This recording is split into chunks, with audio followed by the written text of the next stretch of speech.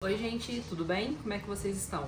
Olha só, conversando com alguns amigos, alguns colegas, eles me relataram uma dificuldade em entender a Bíblia e às vezes realmente fazer o seu devocional bíblico, ter constância no devocional, entender algumas passagens. Eu sei que algumas passagens da Bíblia podem e são bem complexas e pensando nisso, eu tenho entendido em Deus que é o momento de estarmos compartilhando juntos da palavra de Deus também, né, na internet. Então, o canal foi criado por conta disso, né? Deus tem me direcionado a realmente gravar e compartilhar daquilo que Ele tem me ensinado, daquilo que Ele tem transbordado na minha vida. Então, aquilo que Deus dá pra gente, a gente não pode ser egoísta em relação a isso. Pensando nisso tudo, eu queria compartilhar o primeiro vídeo com você para poder te ajudar no seu devocional, que é o que é a Bíblia. E eu quero te perguntar, o que é a Bíblia? A Bíblia talvez seja o livro que você leva todo domingo para a igreja ou que você ganhou e você está usando. E às vezes você evita algumas passagens difíceis, você fica mais por Salmos, Provérbios, Mateus, Marcos, Lucas e João. E evita talvez Apocalipse, Levítico. E é muito normal, né? Muitas pessoas fazem isso porque às vezes tem passagens difíceis de entender, difíceis de realmente entender o que está acontecendo, né? Qual é o pano de fundo ali. Então nós precisamos dar uma geral. Vamos primeiro contextualizar o que é a Bíblia. A palavra Bíblia, ela vem do original que significa conjunto de livros. Ela é um conjunto de livros. Quantos livros? São 66 livros. No cânon protestante, eu já explico o que é cânon, calma. No cânon protestante nós vamos ter 66 livros. A Bíblia católica, a Bíblia ortodoxa, judaica, tem algumas diferenças de disposição e quantidade de livros, tá? Eu vou trabalhar bastante aqui com a Bíblia protestante, que é a que eu uso. Então, na nossa Bíblia protestante, nós temos 66 livros divididos em duas seções, que nós podemos chamar aí de Antigo Testamento e Novo Testamento, tá? No Antigo Testamento temos 39 livros e no Novo Testamento temos 27 livros. Então, 39 mais 27, 66 livros ao todo, tá?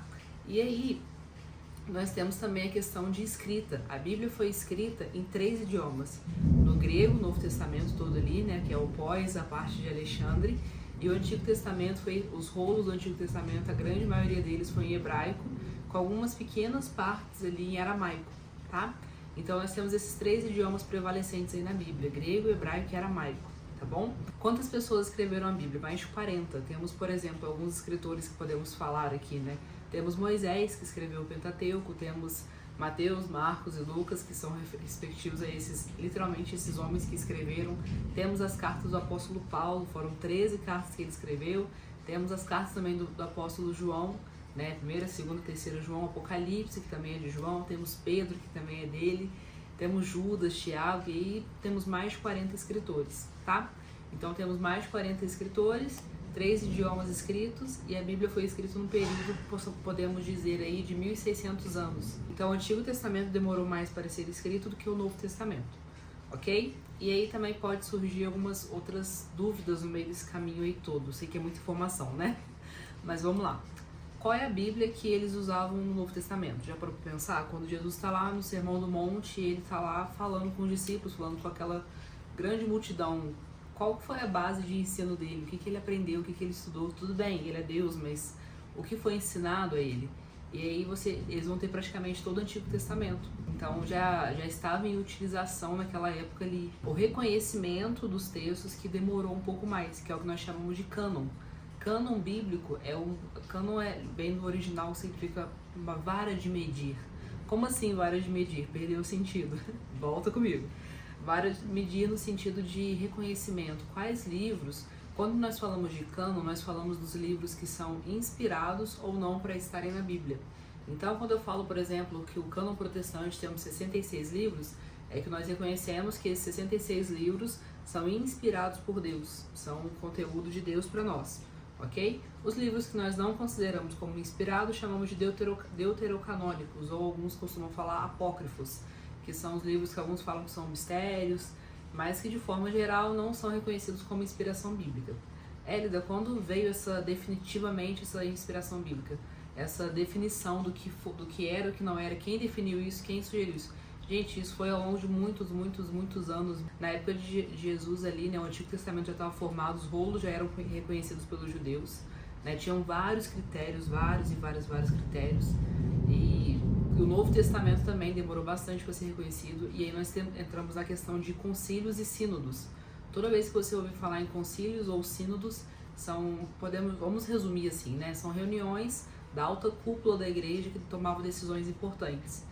Então foram várias reuniões, e assim, não foi, fulano de tal definiu que é isso, todo mundo abaixou a cabeça. Não, já estava ali reconhecido, o povo já estava utilizando, então nada foi uma decisão de uma pessoa só, foi fruto de muitos anos, de muitas pessoas, muitos homens e mulheres de Deus capacitados por Deus para estarem ali desenvolvendo. Até que se fechou o nosso cânon, né? E aí temos nosso cânon protestante, beleza? Aí o católico vai diferir, o ortodoxo vai diferir, o judaico vai diferir e aí por diante. E qual que é a mensagem da Bíblia? A mensagem da Bíblia é a mensagem de redenção, a mensagem que Jesus veio nos salvar. O homem estava perdido, o homem estava caído em seus pecados, mas existe um Salvador. E talvez nós possamos resumir a grande mensagem da Bíblia com um texto que muitos conhecem, que é João 3,16. Né? Porque Deus amou o mundo de tal maneira que enviou o seu Filho unigênito para que todo aquele que nele crê não pereça, mas tenha vida eterna. Então essa é a grande mensagem do Evangelho. E Evangelho significa boas novas, ou seja, uma boa notícia. Qual é a boa notícia para o mundo? A boa notícia para o mundo é que existe um Salvador e ele veio. Toda a Bíblia vai falar sobre isso. Tem alguns aspectos da Bíblia que nós precisamos nos aprofundar um pouco mais. Vamos lá. Já passamos pela camada aí inicial. A Bíblia tem dois pontos muito interessantes, que a Bíblia ela é a revelação de Deus para nós. Mas dentro disso temos dois tipos de revelação. A revelação geral e a revelação especial. A revelação geral, a revelação é aquilo que Deus... O que é revelação? É o que Deus quis manifestar a sua humanidade, o que Deus quis revelar, o que Deus quis mostrar. Quando falamos de revelação geral, falamos das coisas que vemos, a natureza, né? Tudo que foi criado. Salmo 19 vai falar muito sobre isso. Os céus proclamam a glória de Deus e o firmamento anuncia as obras das suas mãos. Não tem como você olhar para a natureza, olhar para tudo que existe e achar que foi simplesmente ou meramente um fruto do acaso. A natureza revela que existe um Criador, existe, como alguns gostam de dizer, né, um design inteligente, existe um arquiteto que planejou e que executou toda essa obra. De Gênesis a Apocalipse, nós temos todo o plano de salvação para a humanidade. Gênesis começando com a criação da humanidade e Apocalipse, né, finalizando ali com o fim de todas as coisas. Como será o fim de todas as coisas? Tudo revela que é o Criador. Por isso que em Romanos capítulo 1, Paulo vai falar sobre isso, que eles olharam para a criação, mas não deram glórias ao Criador. E por isso os seres humanos, ou seja, todos nós, somos indesculpáveis. Por quê? Porque a natureza revela que existe um Criador, mas por causa do pecado que há em nós, né, a nossa vista se tornou embaçada. Então, pela nossa vista estar embaçada, temos essa dificuldade de entender sobre a natureza. E muito mais que isso, né, o homem pecou lá no Éden. Então, agora a natureza, ela mostra que existe Deus, mas ela não mostra o plano redentor de Deus, ou seja, o plano de salvação de Deus. E para isso Deus manifestou, ou seja, Deus agora vai revelar o seu plano específico. Por isso que nós temos esse segundo tipo de revelação, que é a revelação especial. Então, na revelação geral é a natureza com todos os elementos informando e mostrando para nós que existe um Deus. Já na revelação especial é Deus manifestando, Deus revelando ao seu povo, através do seu Espírito, o plano de redenção. Ele revelando a sua vontade, o que Ele quer, o que Ele espera, quem somos nós, quem é Ele. Então, esse tipo de revelação chamamos revelação especial. Como que essa revelação especial foi dada a Ele? Através da Bíblia. Então, a Bíblia é a revelação especial de Deus para nós. É ela que nos mostra que existe jeito, existe uma solução. Deus tem uma solução para nós, para o nosso grande problema que é o pecado. Então Deus enviou Jesus, né? E aí temos nosso versículo-chave aí da Bíblia. De Gênesis a Apocalipse estaremos, né, falando sobre esse plano redentor de Deus e o que Deus fez, faz e continuará fazendo por nós e por amor a nós. Qual será o futuro de todas as coisas? Então é muito importante, a Bíblia ela é a fonte para nós, percebe? Se você quer saber quem é você, quem é Deus, esse Deus que você serve, que você confessa como Senhor e Salvador, nada mais justo do que estudá-lo, nada mais justo do que entender sobre ele. E quando eu digo estudá-lo, não me entenda mal como colocar Deus numa caixinha, e agora, como nós fazemos muito na aula de ciências, né? Você pega um sapo e você vai dissecar ali pra você poder entender. Não tem como. É impossível colocar Deus numa caixinha. É impossível você saber tudo de Deus. Deus é infinito. Ele vai muito, muito, muito além da nossa mente. Mas mesmo indo muito, muito além, Ele sendo perfeito, poderoso, maravilhoso, Ele se deu a revelar pelo povo. Ele deu-se a revelar para o seu povo. Então, ou seja, Ele quis ser conhecido pelo seu povo. Como? Através da sua palavra. Então Deus não somente informou o seu povo sobre quem Ele era, como também fez com que isso fosse transmitido de geração em geração. Então a palavra de Deus, ela é perfeita, né? A Bíblia vai falar, a lei do Senhor é perfeita e revigora a alma, ou seja, ela traz vida para nós. Percebe? Então existe sim uma grande dificuldade de entender a Bíblia, mas existe sim, né? Nosso inimigo lutando para que você não conheça a palavra de Deus, para que você não conheça quem é o seu Deus, sabe? A Bíblia vai falar também, aproximai-vos de Deus e Ele se aproximará de vós. Então você vê o tempo todo esse convite para um relacionamento. Deus quer se relacionar com os seus filhos. Então, que tipo de filho não conhece o pai? É o filho que está distante do pai, percebe? Então, nós precisamos conhecer a Deus, conhecer e fazê-lo conhecido. Como?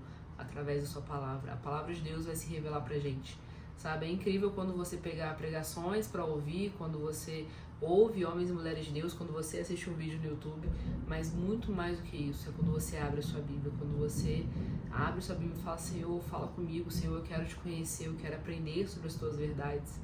Então, é realmente um vídeo encorajador, sabe? Para você pegar a sua Bíblia, para você tirar um tempo e falar, Senhor, eu quero me dedicar a isso, eu quero te conhecer, Senhor, eu quero saber quem é o Senhor, eu quero saber quem sou eu. E como assim, né? Quanto mais a gente conhece a Deus, mais a gente se conhece. Vou dar um exemplo. Isaías vai ter uma visão, que ele fala, Isaías capítulo 6, versículo 1. No ano da morte do rei Uzias, eu vi o Senhor assentado sobre um alto e sublime trono, e a orla de suas vestes enchia o templo, e anjos voavam, e vai descrever assim, maravilhosamente ali o trono de Deus. E logo em seguida que ele olha para o trono de Deus, ele olha para si e ele fala, ai de mim, porque sou um homem de impuros lábios e habito no povo de lábios impuros. Ou seja, assim que ele olha para Deus, ele olha para ele reconhece quem ele é, sabe? Um outro exemplo assim bem clássico também é João, quando ele vai falar o Apocalipse ali de João, ele vai descrever, no capítulo 4 tem toda a descrição maravilhosa do trono de Deus. E no capítulo 5 ele vai ver alguém segurando um rolo, sentado no trono segurando um rolo, e não tinha ninguém digno. Ou seja, ele olhou para aquele que estava sentado e agora ele olha em volta e vê que ninguém era digno. Então, quanto mais nós olhamos para Deus, mais a gente enxerga sobre nós, percebe? É como uma luz. Então, vamos dar um terceiro exemplo agora. Quando você vai... Não sei se você já passou por isso, tá? Eu já passei. E é bem ruim.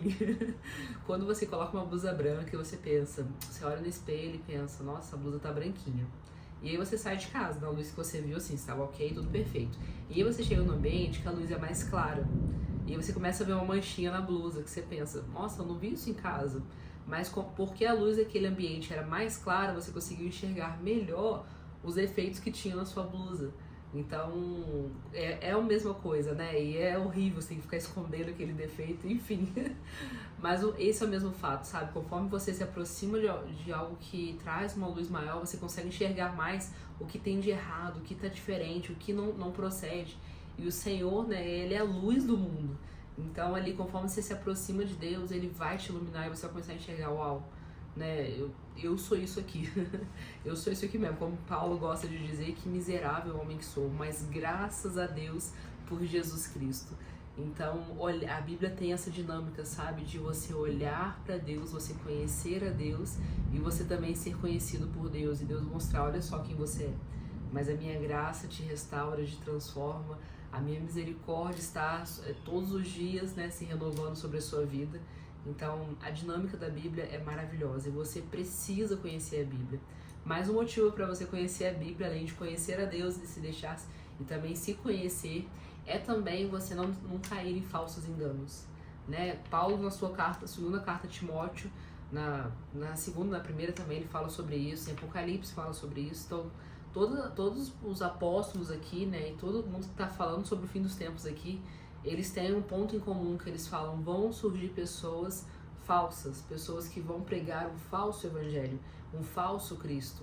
que vão tentar enganar e infelizmente vão enganar muitos. E como o próprio Jesus disse, é inevitável que hajam pedras de tropeço, mas ai delas. Muito mais do que você simplesmente andar com a Bíblia debaixo do braço, é você realmente entender qual é a vontade de Deus, para que você entenda em amor aquilo que procede e aquilo que não procede, sabe? E não é para você se tornar um militante da internet que vai... Não, se Deus te chamar para isso, amém, tá ok. Mas a maioria das pessoas não vai ser isso, mas é o ponto para você não ficar aplaudindo palhaço, sabe? Para você, em amor, se retirar e estar no ambiente que Deus deseja que você esteja. Um ambiente onde você vai desenvolver a sua santidade, né? Seguir a santificação sobre a qual ninguém verá a Deus. Sem santidade, ninguém verá a Deus. Então agora somos salvos, nós estamos perseverando, né? E perseverando em santidade, estamos desenvolvendo a nossa santidade. E como desenvolver a minha santidade? Agora que eu pertenço a Deus, você, né? Você que foi salvo, se você já entregou a sua vida para Jesus, você agora tem um papel, permanecer, né, fiel, constante ali. E nessa continuidade, né, da minha e da sua vida, nesse permanecer fiel, como que eu vou permanecer fiel e santificar se eu não conheço a Deus? Então, a Bíblia também ajuda nesse processo, percebe? Na nossa santificação.